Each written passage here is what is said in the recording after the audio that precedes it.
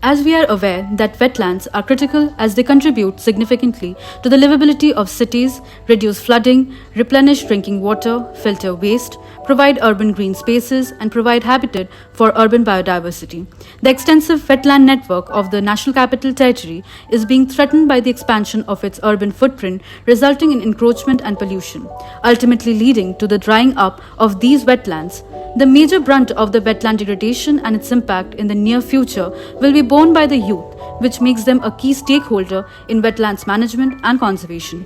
We, Wetland Crusaders, aim to establish a wetland learning center in National Capital Territory of Delhi to foster youth engagement in wetland conservation and promote civic action. The team includes youths with interdisciplinary training on different aspects of wetland science and are known to execute similar projects on enhancing awareness of youth on importance of wetlands across the country.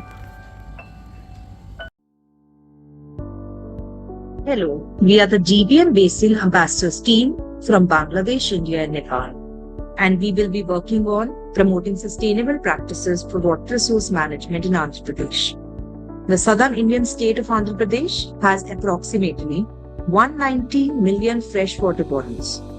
Such a high number of water bodies, however, do not correspond to the water quality levels of salt content found in groundwater, thus making it unfit for consumption.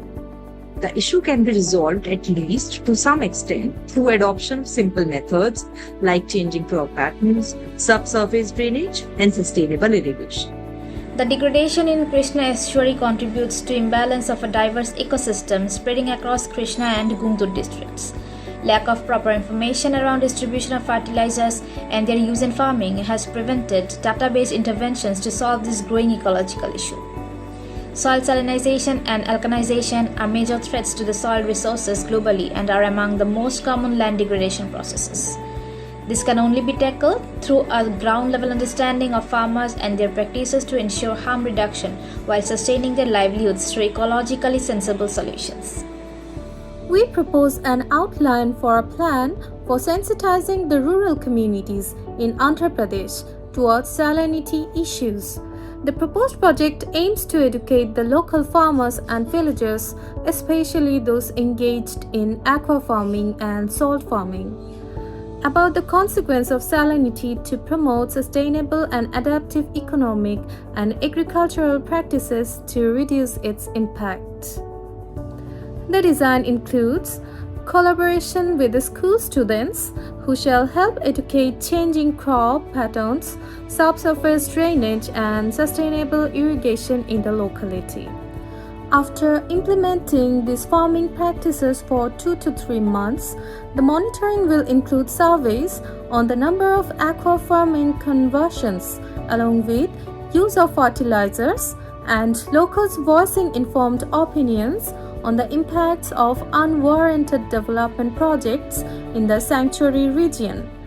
Based on the impact of the initial action plans around awareness building, the project will also monitor the availability of safe water resources among communities, which, upon increasing, will make livelihoods easier in the region. In Sri Lanka's Upper Mahaveli catchment area, the Kothmale Reservoir lies, being a vital resource for downstream communities, but it faces a crisis due to poor land management and human activities.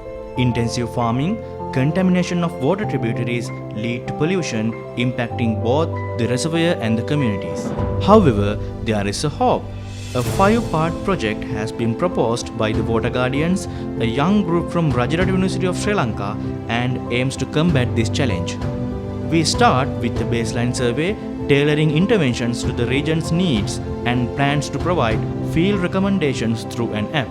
Training programs to promote sustainable farming practices. The project involves a community-driven committee for long-term sustainability. Impacts are remarkable.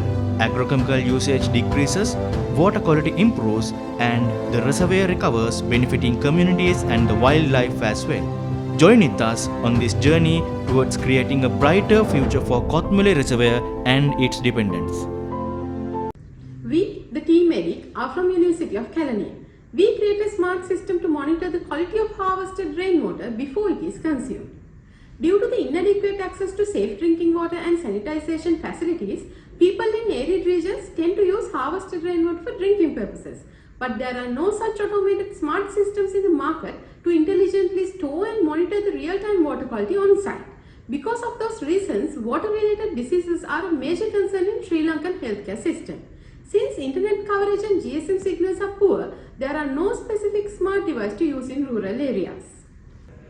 This system is a combination of rainwater harvesting and water quality monitoring.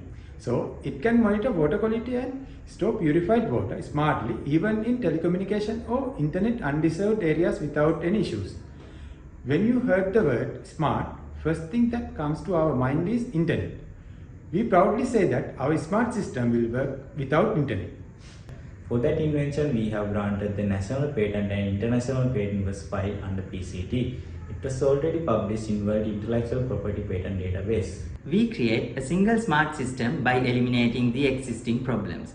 This is a combination of automated rainwater harvesting system together with a standalone wireless water quality monitoring system. As this system can be customized, any commercial available sensor can be connected. As we all know, prevention is better than cure. With this project, it gives the early detection of water quality issues by monitoring real-time water quality before it is consumed. Ultimately, this will provide safe drinking water and sanitization for